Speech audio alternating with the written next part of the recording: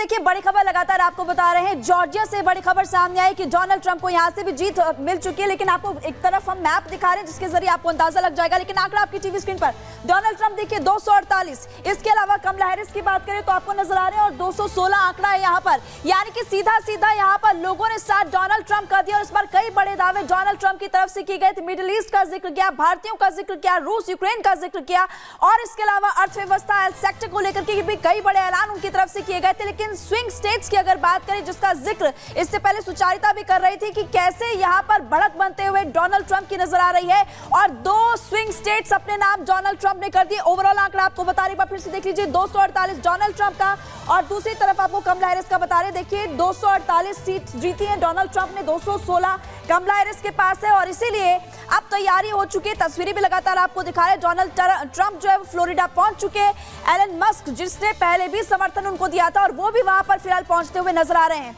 आगे बढ़ते हैं सुचारिता, एक और बड़ी खबर आपको बताएंगे। बिल्कुल, ये आपको बताएं कि जॉर्जिया जिसने 2020 में यानी कि पिछले चुनाव में डेमोक्रेट्स के लिए वोट किया था, वो अब इस बार स्विंग, इसीलिए इन्हें स्विंग स्टेट्स कहा जाता है क्योंकि ये कभी रिपब्लिकन्स के साथ होते हैं कभी डेमोक्रेट्स के साथ। 2020 में they went to the Democrats, अब इस बार ये स्विंग करके रिपब्लिकन्स के पास अशोक जी चले गए हैं और इसका सीधा मतलब जॉर्जिया एक की स्टेट है और उसने भी डोनाल्ड ट्रंप पर मोहर लगाई है।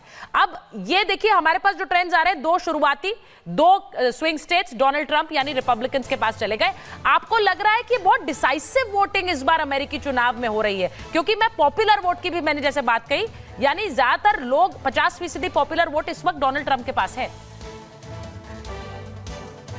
जी आप बिल्कुल ठीक कह रहे हैं। मेरे ख्याल से बहुत एम्फैटिक वोटिंग हुई है इस बारी और जैसा कि भारत में हमने देखा है, वो चाहे हरियाणा में हो या पहले हो, वो ये जानने में बिल्कुल ही जो पोल्स थे, सर्वेज थे वगैरह, वो बिल्कुल अनभिज्ञ रहे जो क्या व्हाट इज़ दी ग्राउंड पर क्या सिचुएशन है। तो ऐसा ही अमेरिका में वो जो कांटे की टक्कर कही जा रही थी, तो इतनी ज़्यादा कांटे की टक्कर नहीं लगती है और राइटिंग मेरे विचार से ठीक है। फॉर्मल अनाउंसमेंट्स तो बाद में होती रहेंगी, but the writing seems to be clear on the wall.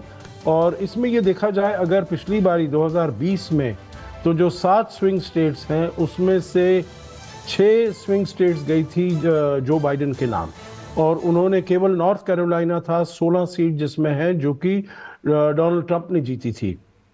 अब हम देख रहे हैं नॉर्थ कैरोलिना उनके खाते में आ गई है, जॉर्जिया उनके खाते में एक और 16 सीट्स हैं और आगे भी, तो मतलब उनका जो रास्ता है बहुत ही आगे ठीक बनता जा रहा है। 248 में से सुचारिता उनको अब केवल 22 सीट और चाहिए, 22 इलेक्टोरल कॉलेज वोट्स उनको और चाहिए।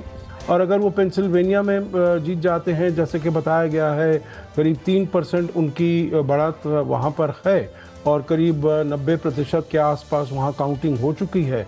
तो बहुत ही ये अमूमन होगा जो अगर उनकी बिल्कुल। और जिस तरीके से आप तमाम चीजों को लेकर जिक्र करें, एक बड़ी खबर आ रही है, एक बड़ी खबर जो दर्शकों को हम बता देते हैं। सबसे पहले 6 स्विंग स्टेट में 2 में जीते हैं। आपको बता दें यहाँ पर जिस तरीके से जानकारी मिल रही है, 2 में जीत मिली है ट्रंप को। जॉर्जिया, नॉर्थ कैरोलिना में जीत, 4 स्विंग स्टेट में ट्रंप आगे है। एरिजोना की बात करें, मिशिगन की बात करें या पेंसिल्वेनिया की बात करें, इसके साथ साथ विस्कॉन्सिन की बात करें तो यहां पर भी ट्रंप आगे चल रहे हैं।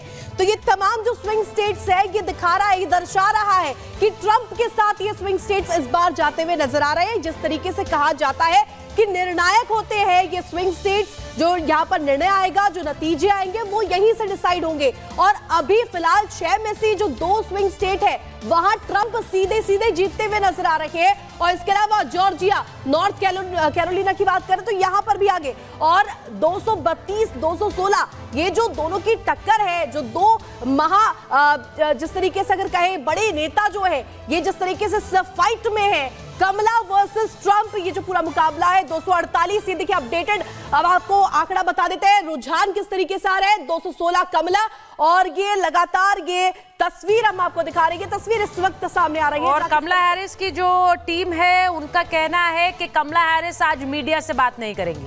अब देख लीजिए, ये चीज तो ऐसी है जो भारतीय चुनाव में भी होती है, तो भारतीय व्यूअर आराम से समझ सकता है। जिसको अपनी जीत दूर दिख रही है वो मीडिया से बात करना बंद कर देता है। अब कमला हैरिस की टीम भी यही कह रही है, आज कमला हैरिस बात नहीं करेंगी, वो कल मीडिया के सवाल लेंगी।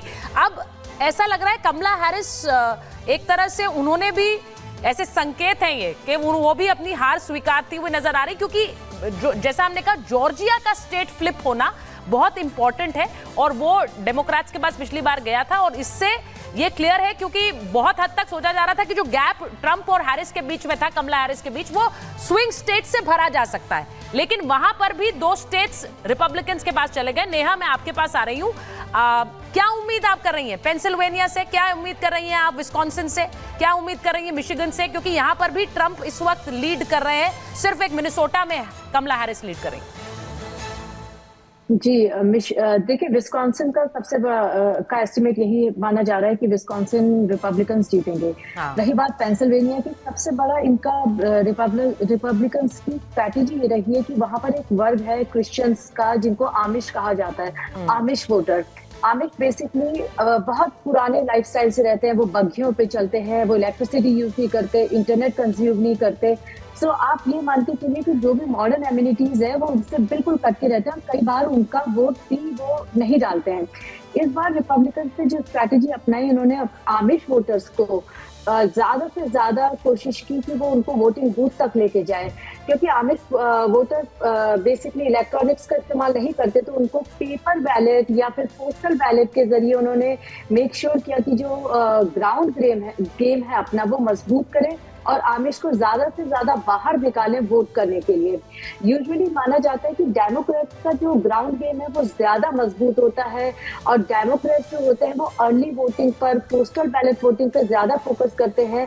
डोनाल्ड ट्रंप और रिपब्लिकन पार्टी का पहले स्टैंड ये होता था कि वो चाहते थे कि जिस दिन वोटिंग हो रही है उसी दिन उनके समर्थक ज्यादा से ज्यादा निकल के आए, बजाय कि पोस्टल बैलेट की और पहले वोटिंग करने के। इस बार इन लोगों ने अपनी रणनीति पूरी तरीके से बदली, अपना ग्राउंड गेम मजबूत किया, उन वोटर्स को जो कि आमिश क्रिश्चियन वोटर हैं उनको अपने साथ मिलाया, उनसे कहा कि आप वोट डालिए। लेकिन नेहा, जिस तरीके से आप जिक्र कर रही हैं, एक चीज इसमें मैं ऐड ऑन करना चाहूंगी कि बैटल ग्राउंड जॉर्जिया को कहा गया, ये कहा गया कि यहाँ पर जिस तरीके से परिवर्तन आता रहता है, लोग नई चीजों की डिमांड यहाँ पर करते हैं। अगर सरकार की बात करें, फ्लिप होती है, जॉर्जिया एक बहुत बड़ा बैटल ग्राउंड माना जा रहा है।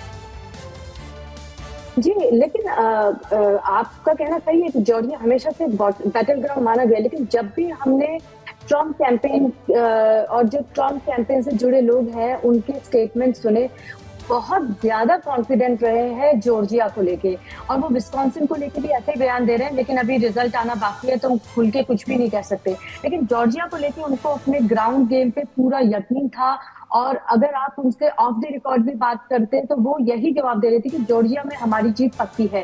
पेंसिल्वेनिया में उन्हें पता है कि कांटे की टक्कर है, क्योंकि पेंसिल्वेनिया, मिशिगन, ये सब ब्लू वॉल कही जाती हैं जो कि प्रोटेक्ट करती हैं डेमोक्रेटिक नॉमिनेशन प्रेसिडेंट कैंडिडेसी को। लेकिन इस बार इन्होंने ब्लू वॉल में लग रहा है, क्योंकि अभी तक रिजल्ट आए नहीं है, अभी कई बैलेट काउंट होने हैं, कल सुबह तक पता चलेगा। इन्होंने सेंध लगाई है, स्पेशली मैं बार बार वही कहूंगी, जैसे बैलेट हार्वेस्टिंग एक कम होता है।